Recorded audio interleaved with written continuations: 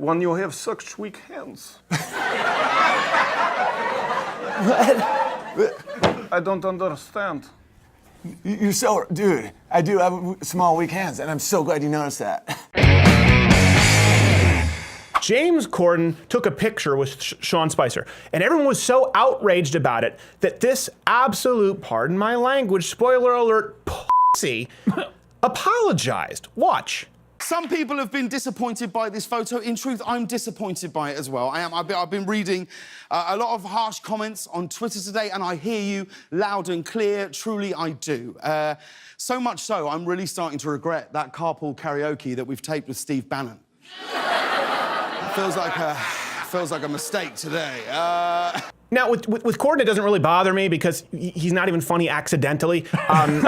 So true. But whenever he's really awkward. It's like me.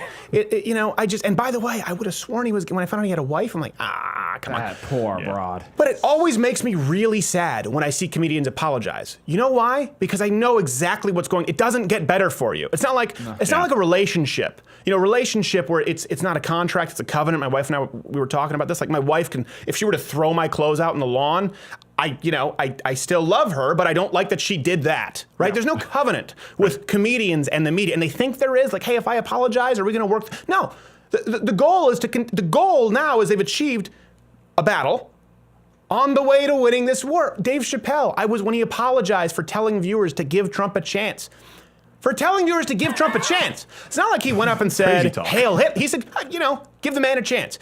Amy Schumer apologized. I'm not an Amy Schumer fan, but I don't think she should apologize for a racist rape joke she made about Hispanics. She apologized. Tracy Morgan apologized for the anti-gay comments that he made at a Nashville show. Was so disappointed when Daniel Tosh apologized for the rape joke. And a lot of this, by the way, comes from pressure from management. And the reason it's so foolish is because the left, this is important to note, and again, politics, culture is upstream from politics. The left will not stop at, if you say something really offensive, like, okay, I'll give you, let's say Daniel Tosh's rape joke, you find it really offensive. It doesn't matter, but I'll give you that for the sake of argument, right? Okay, you say shit, but that's not what they want. Just like with DACA, it's not that they want kids to stay, they don't want us to deport people who've actually committed crimes.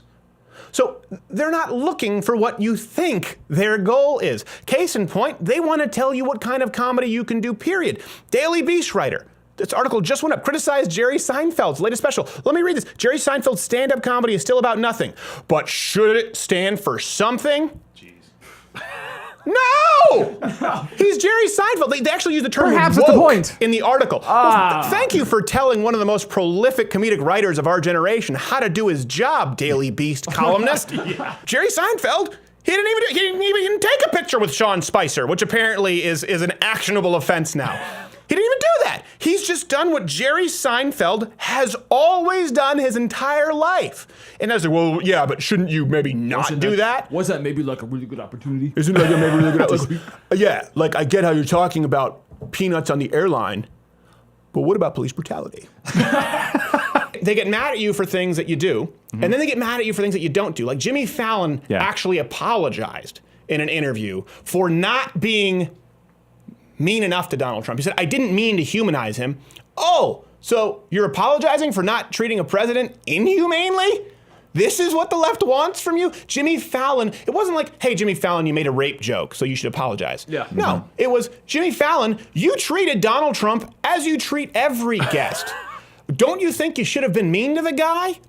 And he felt bad about it and he apologized. This is the point. If they're going to try and tell Jerry Seinfeld how he should write jokes and should quote unquote read the Daily Beast article, maybe get woke. If they're going after Jimmy Fallon, who is the most inconsequential, pandering, milquetoast, spineless ass kisser, no matter who ever is on his show.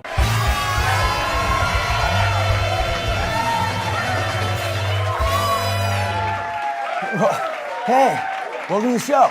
I'm Jimmy Fallon, which is good, right? Is that good? It's great. We have an awesome show tonight. We have one of the best guests ever. He's the best. I was reading his book in my bubble bath with Justin Timberlake. And I realized I couldn't read the book because it's in Russian, which is great, right? Ladies and gentlemen, give it up. Justin, stop.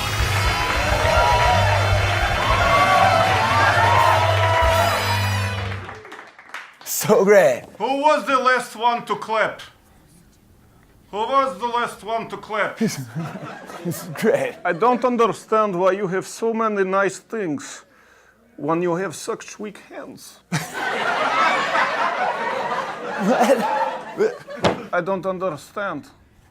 You're so, dude, I do have small, weak hands, and I'm so glad you noticed that.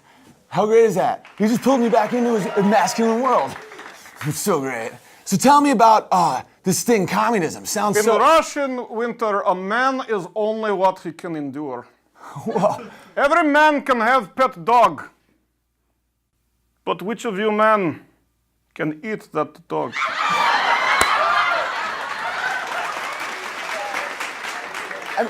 That's great, because like dogs, food, I mean, you must love hot dogs, right? In Russia, did you have hot This dogs? freedom in America that you have has turned your brain to mush.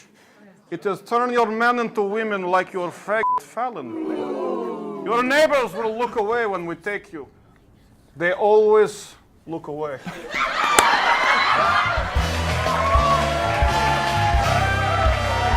Whoa, that's so great. I mean, the best. Ladies and gentlemen, please give it up for Joseph Stalin.